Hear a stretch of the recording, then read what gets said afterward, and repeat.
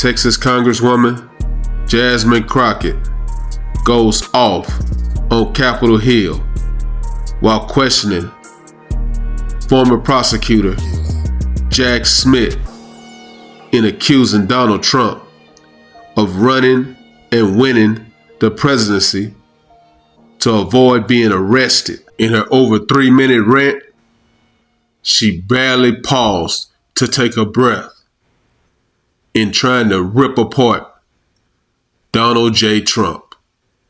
Take a listen. It's out of the realm for this particular man to commit the crime that he committed on January 6th. And frankly, the only reason he ran for president was to make sure that he would not be prosecuted, because I fully believe that you would have put him under the jail based on our long form conversation that we had.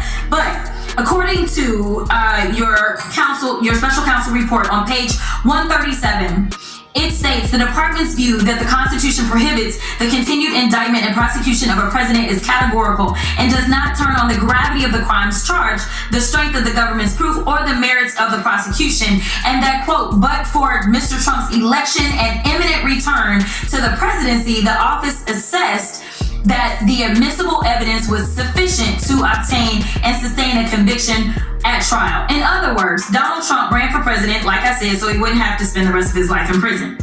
The chairman and other members of this committee have spent all day attacking you and trying to rewrite the history of January 6th.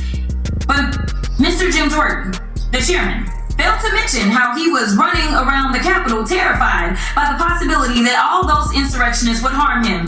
In fact, on page 97 of the deposition transcript, you mentioned how Mark Meadows, the president's chief of staff, quote unquote, never saw Jim Jordan so scared.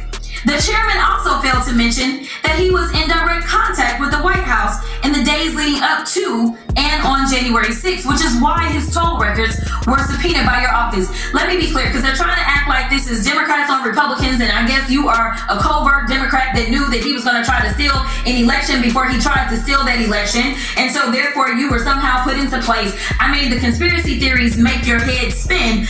We dog.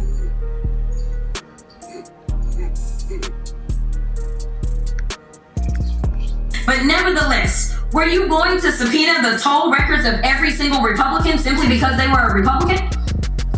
No, we subpoenaed the toll records in the course of this investigation because they were relevant to our investigation. Relevant? Oh, okay. All right, so that means something about facts. So let's talk about facts. Donald Trump lost to Joe Biden, yes or no? That's correct. Okay. In fact, 60 federal and state courts have found that there was no evidence of election fraud. Trump's own attorney general and vice president knew that he lost the election, but he still tried to steal the election by pressuring state officials, designing fake elector plans, nearly having Mike Pence hanged, and ultimately demanding that his supporters, quote, fight like hell, correct? Correct. We all saw what happened once they reached the U.S. Capitol. As your report outlines, President Trump knew that he would incite violence at the Capitol that day. In fact, some of Trump's senior advisors were pushing for violence. For example, page 81 of the report details how co-conspirators number 2, John Eastman, tried to convince Mike Pence to break the law, stating that, quote, violence was necessary. So it isn't just Trump who was responsible for the death of multiple law enforcement officers and the injuries of thousands of people.